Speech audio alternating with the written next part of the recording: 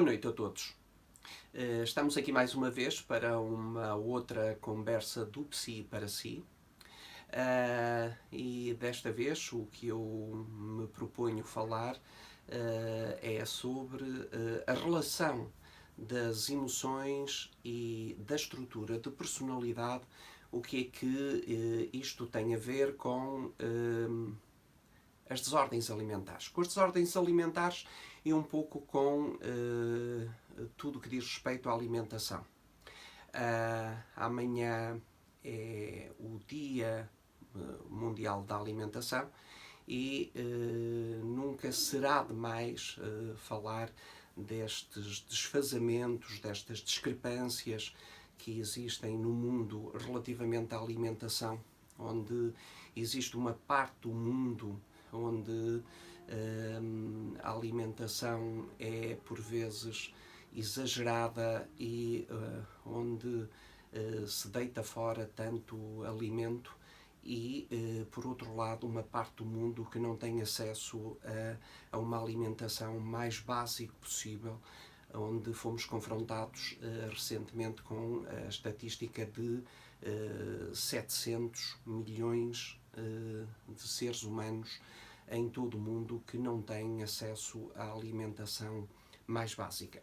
Portanto, para lá desta realidade sociopolítica que tem uma repercussão a nível da alimentação dos seres humanos em todo o mundo, o que eu pretendo hoje falar é sobre a alimentação, as desordens alimentares. Mas para isso, falar numa perspectiva de estruturação psicológica. Até que ponto é que as emoções e a estrutura de personalidade têm a ver com isto? Estamos habituados a ver a alimentação numa perspectiva puramente comportamental. A alimentação, como tantos outros comportamentos, poderia dizer a sexualidade, por exemplo, mas por trás do que se come ou do que se come em excesso, do que não se quer comer, do que se tem fome de forma contínua, periódica, ou das pessoas que nunca têm sensação de fome. Há aqui, de facto, um conjunto de fatores psicológicos, estruturais, que eu quero falar hoje convosco. Em primeiro lugar, emoção. É moção. Moção, movimento, que vem do latim. Ex movere. Ex movere, pôr alguma coisa para fora, alguma coisa em movimento. Ora, as emoções têm elas próprias, digamos assim, um movimento, que se concretizam pondo para fora algo que passa pelo corpo, algo que passa pela expressão verbal, algo que passa na relação com o outro. Ora, existem vários estudos sobre as questões emocionais, existem vários autores que se dedicaram sobre as questões emocionais, e portanto existem, digamos assim, aquilo que se chamam emoções primárias e emoções secundárias. Identificaria emoções primárias, eventualmente o medo, a alegria, a tristeza, a raiva, e alguns autores acham que uma emoção primária será também o nojo. Alguns autores integram outro tipo de emoções, mas não me vou estender por aqui. Gostaria de me centrar nestas emoções básicas. A raiva é uma emoção básica, a tristeza, a alegria, o medo e o nojo. Ora bem, para lá das questões emocionais, a estrutura de personalidade. Cada pessoa tem uma estruturação da personalidade, as personalidades são diferentes, como todos sabemos, mas existem personalidades, digamos assim, onde a problemática no processo de desenvolvimento, a problemática foi, digamos assim, focada, não foi resolvida, foi muito precocemente. Digamos assim, no processo de todo o desenvolvimento existem problemáticas que foram estruturadas e que não foram devidamente ultrapassadas, vamos dizer assim, no primeiro ano de vida, na relação com a mãe, no segundo ano de vida, no terceiro ano de vida, bom, e por aí fora em termos de desenvolvimento. E, portanto, conforme a fase de desenvolvimento,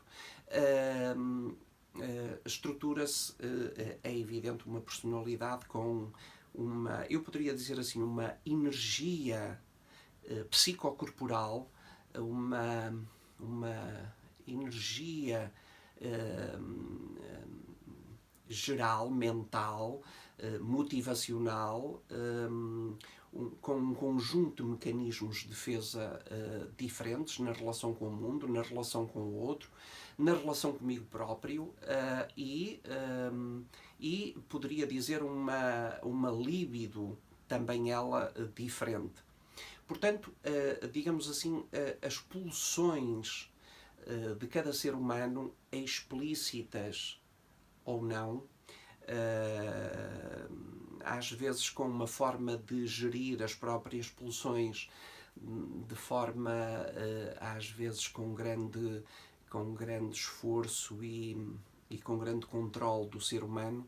Portanto, é diferente em cada estrutura de personalidade, é diferente em cada pessoa. E, portanto, se conjugarmos aqui a estrutura de personalidade, a estruturação do ser humano, a história de vida do ser humano com as emoções, vamos tentar ver o que é que isto tem a ver com a alimentação. Gostava também de falar da questão do controle-descontrole. A vida a vida emocional, a vida em geral, é uma permanente capacidade ou de controlar, de autocontrolar a pessoa que consegue fazer isto a si própria ou descontrolar.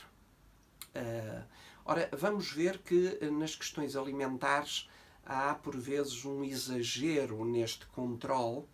No controle, poderíamos dizer, da mente sobre o corpo e, portanto, muitas vezes do corpo pedir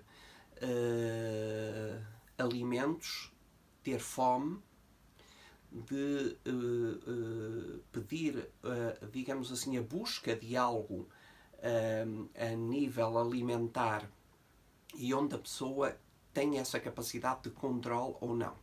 Portanto, vamos dizer assim, às vezes em consultas de nutrição ou em consultas de endocrinologia ou em consultas de outro tipo de especialidade ligadas às questões alimentares, muitas vezes o impor o controle na alimentação, o impor o controle relativamente a determinados alimentos, às vezes as coisas não se passam de forma fluida, de forma fácil e muitas vezes tem um efeito, às vezes até contrário, porque tem um efeito contrário porque a pessoa sente que não consegue controlar e no que é que isto tem e no que ganha em termos de culpa, de mal-estar, de vergonha, de ansiedade e, portanto, às vezes as consequências serão, digamos assim, ainda mais negativas. Mas, portanto, a comida como uma espécie de substituto de afeto. A relação materna tem esta capacidade de ser sintónica com o bebê ou não, relativamente às questões emocionais do bebê. Isto é, quando o bebê está com mal-estar, está ansioso, está angustiado. Ora, a mãe deveria ter essa capacidade de gerir esta mesma carga emocional do bebê, e muitas vezes isto não acontece. Não acontece, e o que é que faz a mãe? Ou dá a mama, ou o biberon, conforme a situação, é uma forma, digamos assim, de substituir o problema emocional pela alimentação, calando o bebê, dando o leite materno ou outro tipo de alimento.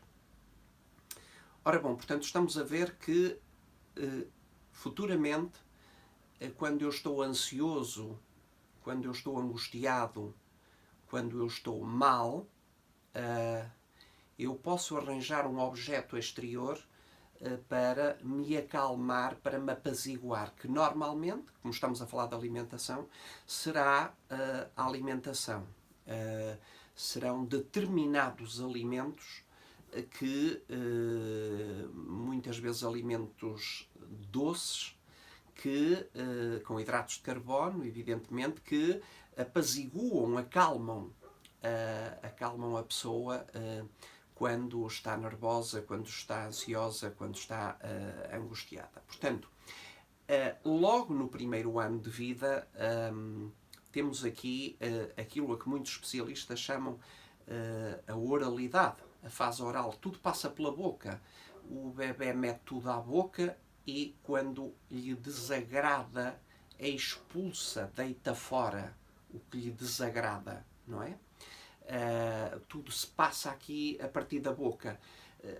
A boca, temos aqui uma relação que pode ser com a alimentação ou com qualquer tipo de objeto exterior, uma relação mais passiva, que nós chamamos de sucção, portanto, meter para dentro, ou digamos assim, uma relação mais ativa, digamos assim, mais ativa, mais de morder, de trincar, que é uma coisa mais ativa e mais agressiva. Os autores chamam a isto uma coisa mais sádico-oral. É muito interessante porque as crianças muitas vezes brincam umas com as outras, mordendo-se umas às outras, mordem-se umas às... E quando estão com raiva, quando estão com mal-estar, muitas vezes mordem, e mordem também o seio, a mama da mãe, mordem o biberon, mordem os objetos que levam à boca. Portanto, a boca com estas duas componentes, uma passiva e uma ativa. E, portanto, estamos a falar da relação materna, estamos a falar de substituir o afeto que me faltou, substituir a angústia e a ansiedade logo na relação materna com alimentos. Alimentos muitas vezes doces, ou outros que servem muitas vezes para me encher, me preencher. Há muitas vezes uma avidez que serve para me empanturrar, me preencher de alguma coisa que me falta. Digamos assim, que falta para compensar este vazio afetivo, esta falta interior. Quando eu falei de emoções, é importante ter também a noção que, porque estou a falar que a mãe às vezes não sabe identificar e sinalizar e gerir estas emoções do próprio bebê, existem adultos que têm aquilo a que se chama alexitimia. Alexitimia, de ausência, negar, lexi de palavra, léxico, e timia de humor. Portanto, falta de palavras para falar sobre as emoções. E, portanto, uma das formas de eu lidar com as minhas emoções, de emoções muitas vezes que estão reprimidas, que estão escondidas, passa também muito pela alimentação. Ora bem, relativamente às questões alimentares, eu tinha que falar, evidentemente, do corpo. Nenhuma pessoa tem uma imagem próxima da realidade relativamente ao seu próprio corpo, porque a nossa imagem corporal, ela própria é distorcida, porque é subjetiva, e muitas vezes é distorcida. Portanto, muitas vezes existem numa percentagem da população que se identifica à volta de 2 a 2,5% da população sofrer de uma coisa que se chama dismorfofobia, ou transtorno dismórfico corporal. Portanto, em que a própria pessoa distorce e altera determinadas partes corporais. Portanto, a relação com o corpo também tem aqui muito que ver com a própria alimentação. A começar logo pela anorexia. A anorexia é uma desordem alimentar em que normalmente existem à volta de uma alta percentagem de meninas, adolescentes. Existem também adultos, evidentemente, mas a proporção é muito maior no género feminino relativamente ao género masculino. Mas o que é que acontece na anorexia? A anorexia há uma preocupação exagerada, ansiogénica com o corpo, e, portanto, a forma como a jovem vai ver o seu próprio corpo é uma imagem completamente distorcida, porque ela perde peso de forma exagerada, está completamente magra, excessivamente magra, e mesmo assim continua a dizer que tem excesso de peso e que está muito gorda. Portanto, há digamos assim, há uma recusa em ver a sua própria imagem, o seu próprio corpo, tal e qual como os outros lhe dizem que ela está. Porque há aqui um encantamento com a sua própria imagem, um encantamento narcísico, mas é um encantamento narcísico autocentrado que é um narcisismo, poderíamos dizer, negativo de morte, porque é um narcisismo que acaba por ter consequências destrutivas, autodestrutivas. Portanto, a anorexia é, digamos assim, uma luta contra a fome, é anestesiar o próprio corpo. O próprio corpo deixa de ter o ritmo normal e de ter os seus próprios sinais normais de, vamos dizer assim, de fome.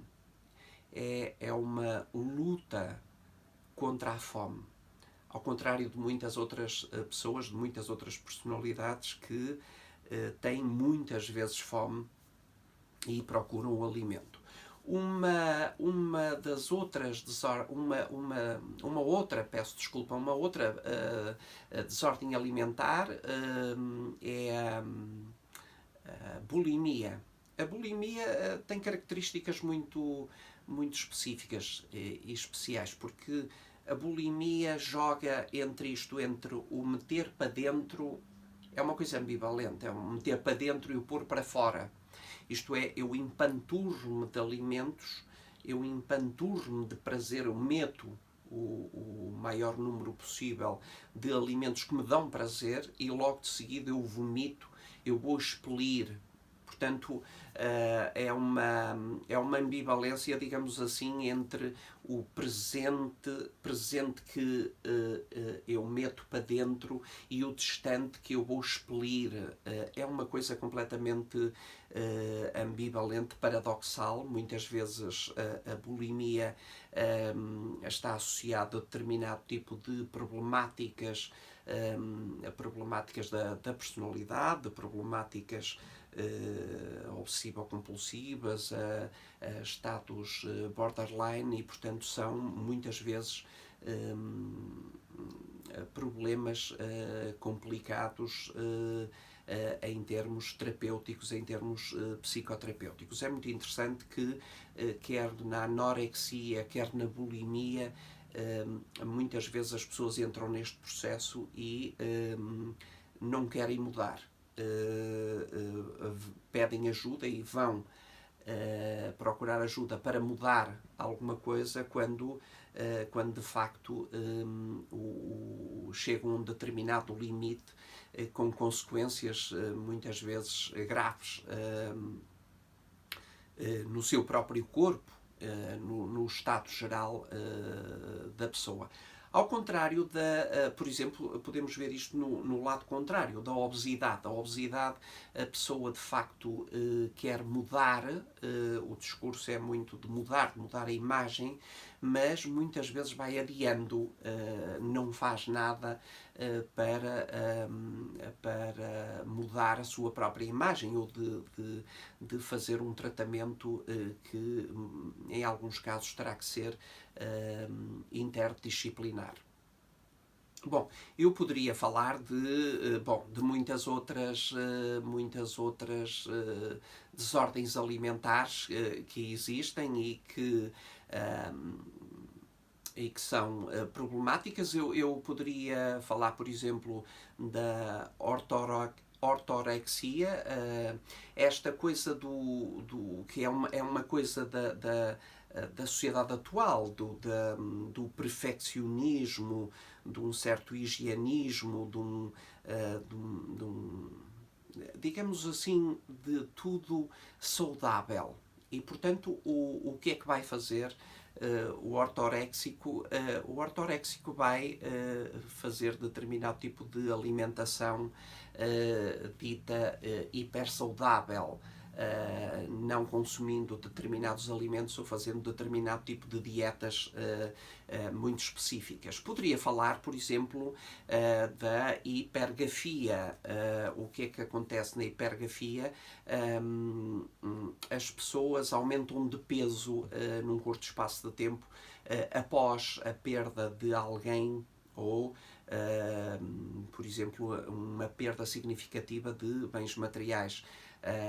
Isto tem uma repercussão a nível alimentar ou ao nível do próprio peso. Da mesma forma, existem pessoas que, por razões emocionais, por dificuldade da explicitação das emoções, podem perder peso, às vezes num curto espaço de tempo. Quando estão com conflitos interiores, quando estão com mudanças na própria vida, determinado tipo de estruturas de personalidade pode ter uma queda acentuada de peso e que muitas vezes ficam preocupados colocando a hipótese de haver problemas de outra natureza, o que não quer dizer que tenham que muitas vezes despistar ou fazer essa mesma triagem.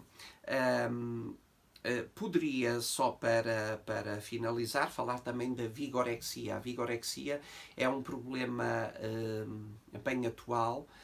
O vigoréxico é aquele que também seleciona determinado tipo de alimentação, tomando um conjunto de anabolizantes, praticando exercício físico de uma forma exagerada, no sentido de se tornar vigoroso, forte, aparentemente, musculado, é um bocadinho na linha contrária à anorexia. Se a anorexia é uma problemática mais do género feminino, a vigorexia é uma problemática mais identificada, digamos assim, ao género masculino. Portanto, vigorexia porque, na verdade, este homem apresenta-se musculado ou supermusculado, mas, na verdade, nunca está suficientemente com vigor e, portanto, é uma pessoa muito frágil em termos emocionais e muito inseguro e com dificuldades ao nível do seu autoconceito e da sua autoestima, porque só o consegue atingindo um padrão de perfeição físico e muscular. Portanto, estamos a ver todo um conjunto de desordens alimentares que estão, digamos assim, associadas à estruturação da personalidade e às questões emocionais. E relativamente à obesidade, na obesidade o que é que acontece? O alimento muitas vezes é o melhor amigo, é, digamos assim, o grande companheiro, porque há uma compulsão alimentar, há muitas vezes uma certa impulsividade que atira a pessoa para um descontrole e uma insatisfação permanente a nível, vamos dizer, oral e a nível geral, e portanto o único companheiro, digamos assim, o único objeto que lhe dá prazer será a comida, e portanto muitas vezes se isola ou esconde para comer, come de uma forma descontrolada e exagerada e nunca compensando, digamos assim, essa insatisfação que ele sente, uma insatisfação interior, e que é uma insatisfação muitas vezes que já vem muito atrás. A associação entre a alimentação e, por exemplo, a sexualidade é uma coisa que está bem presente.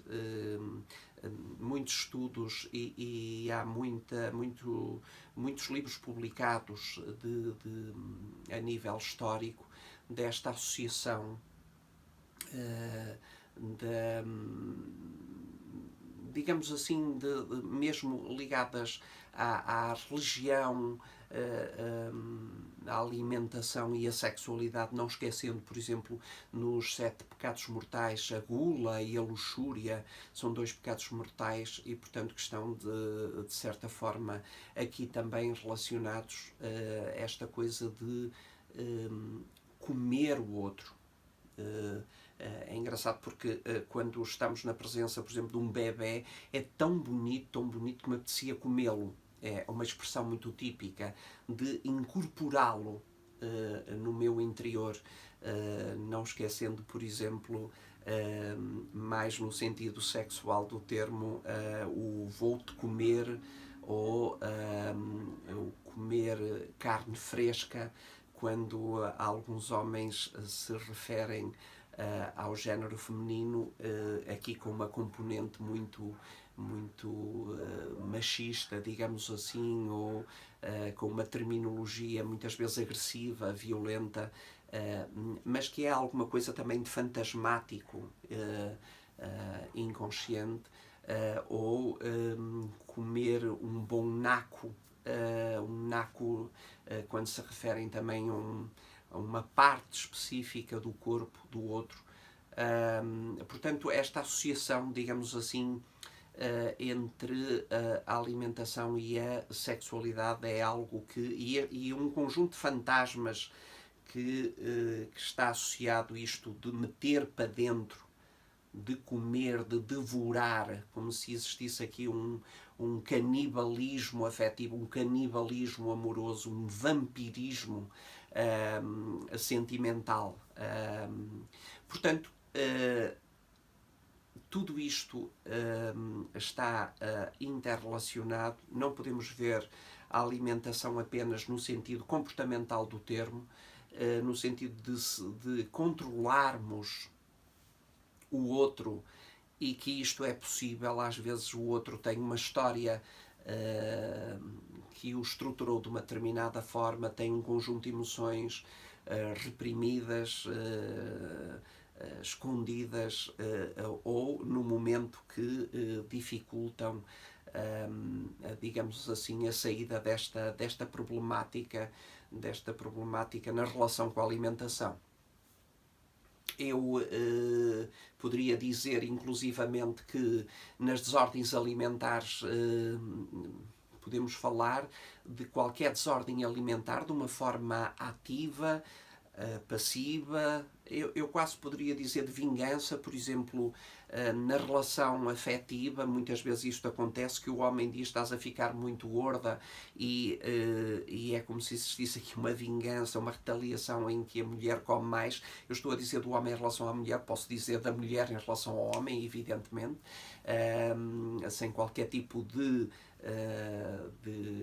estereótipo ou de fundamentalismo. Poderia também falar de desordens alimentares que acontecem de forma até psicossomática.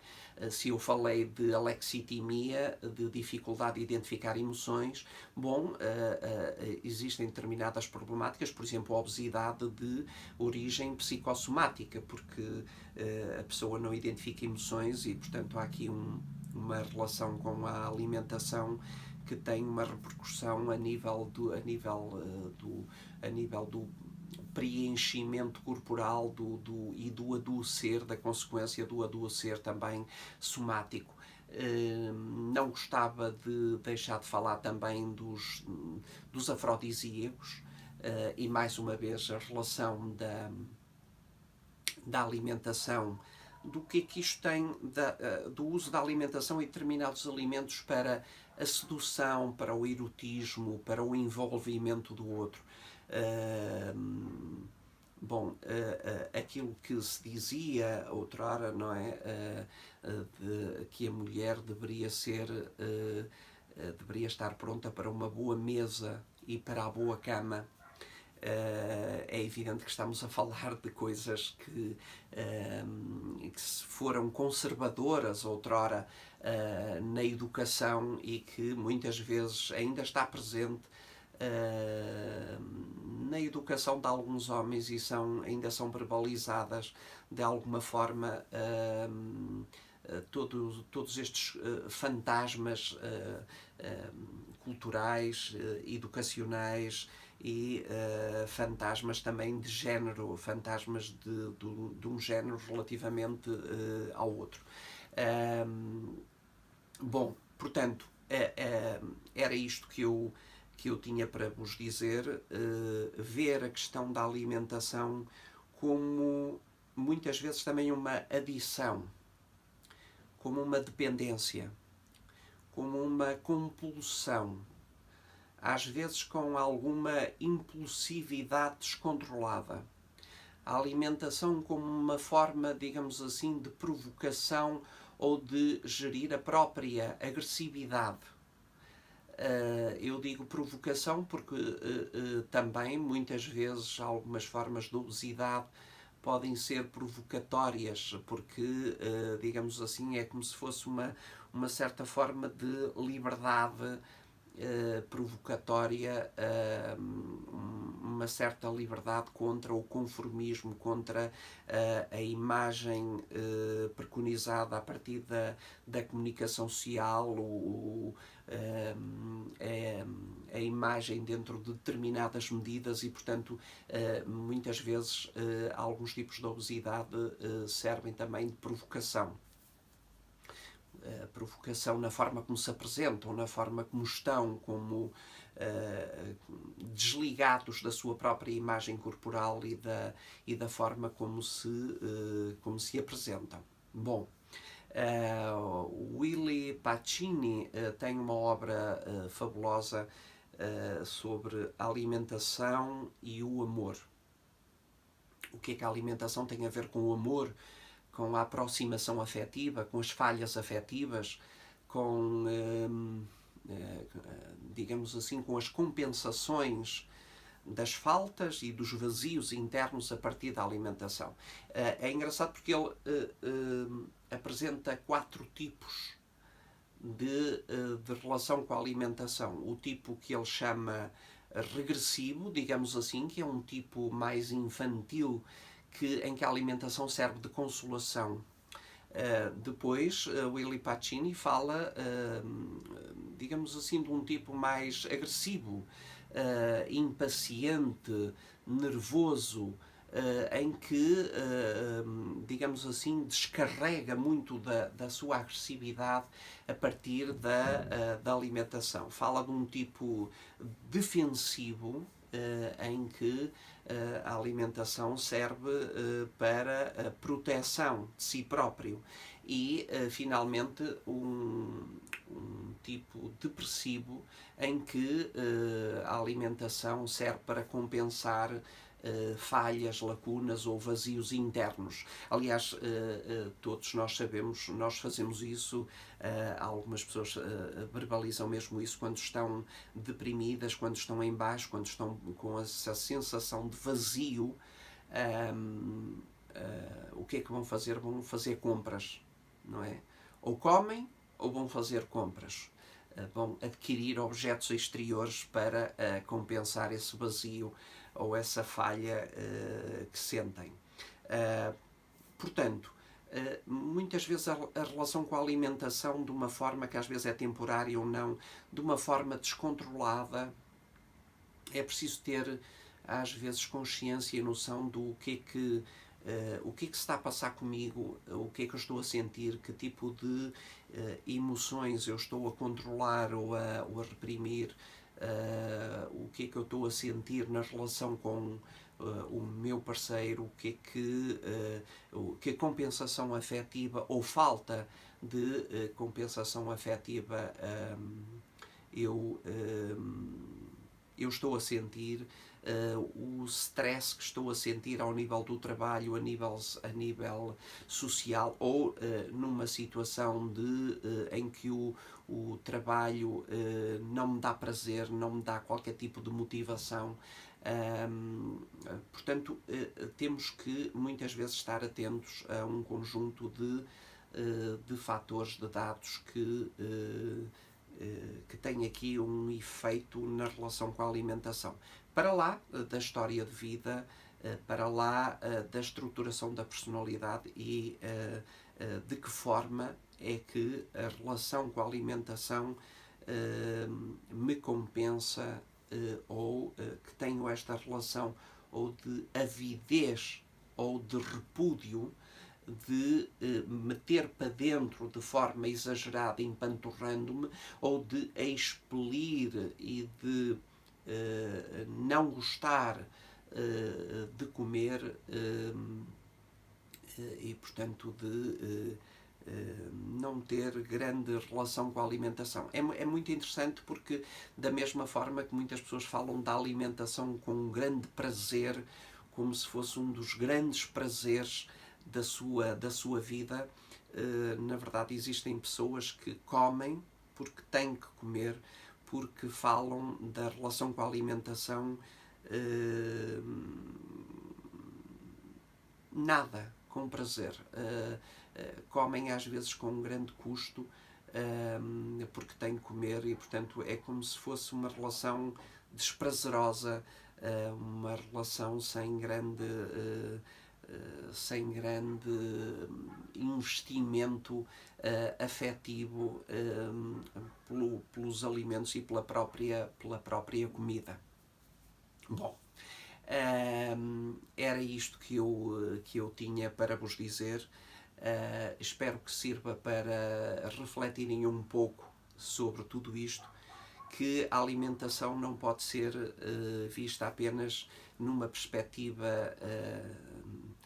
nutricional, digamos assim, numa perspectiva endocrinológica, numa perspectiva sociocultural. Existe também esta componente interna, psicológica, emocional da própria personalidade, que me leva a mim ou a qualquer outra pessoa a envolver-me positivamente ou negativamente com a alimentação e a forma como eu procuro o alimento, de forma repetida ou não, e o prazer que retiro na relação com o próprio alimento. Ficamos por aqui. Vemo-nos na última quinta-feira de novembro com uma nova temática que será depois divulgada posteriormente pela Biblioteca Lúcio Craveiro da Silva. A todos, muito boa noite e obrigado por estarem desse lado. Boa noite.